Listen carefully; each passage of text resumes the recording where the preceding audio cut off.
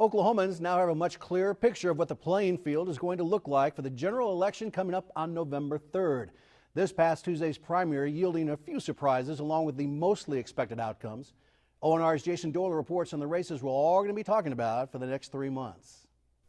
The nominations are in for the U.S. Senate seat currently held by U.S. Senator Jim Inhofe. Democrat Abby Broyles won her party's nomination. My team has put in a lot of work. We put in a lot of hours trying to reach voters, and this has been really tough during a pandemic doing that, but our message is resonating throughout the state, and I know it's because people want change. She says health care is her priority. It has been from the beginning, but with so many people, many of them losing their jobs because their health care is tied to their employer, it's just highlighting how important it is. I'm a big supporter of Medicaid expansion. The primary was a record one for Oklahoma's senior senator. We have the largest number of primary voters in my political career. I'm very, very thankful, and I want to make sure to get the word out to those individuals who voted for me. Thank you very much, and I appreciate that so much. Inhofe had to enjoy his primary victory from Washington, D.C. because of the vote on the National Defense Authorization Act, or NDAA. One thing about me is everybody knows where I stand on every conceivable issue. There's nothing out there that they don't know about, and it doesn't really matter what you mentioned. I do have concentrations because of the nature of my job sharing the Senate Armed Services Committee. The military is the most significant thing. Inhofe and Broyles' names will appear on the November general election ballot, along with Libertarian candidate Robert Murphy and Independent candidates Joan Farr and A.D. Nesbitt. Over in the U.S. House races, 4 of the 5 general election tickets have been set.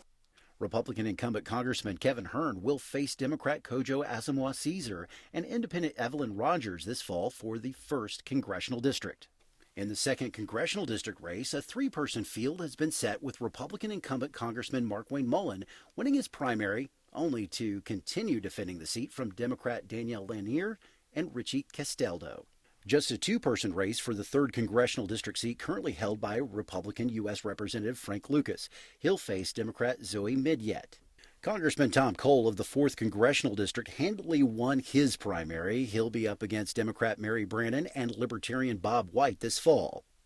But for Congressional District 5, the Republicans have a runoff between businesswoman Terry Neese and State Senator Stephanie Bice. Neese says her victory is nice, but the work continues. You know, I've worked with President Trump. I know exactly what his agenda is. I will definitely want to push that agenda, and I will definitely have the availability to work really hard against Kendra because I will be her worst nightmare. She will not want to debate with me. I'm ready to get those debates going. That's the same feeling in the Bice camp. She adds her experience gives her the best chance to unseat Democrat Kendra Horn in the general election. You know, I think that we just talk about the issues and the impact that I can have, as well as my background and experience in moving forward. I think that I'm the perfect candidate to take on Kendra and win this seat back for Republicans.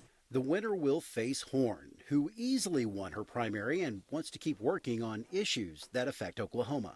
Bottom line is I'm always going to put Oklahomans first, and doing that means being thoughtful and intentional about the way that we approach things. Healthcare will continue to be at the top of that list, as well as my work on Armed Services Committee, whether I'm fighting for military families at Tinker or continuing to do the work of advocating for jobs and economic opportunity in Oklahoma. The runoff will be held August 25th. The general election is November 3rd. Jason Doyle, the Oklahoma News Report.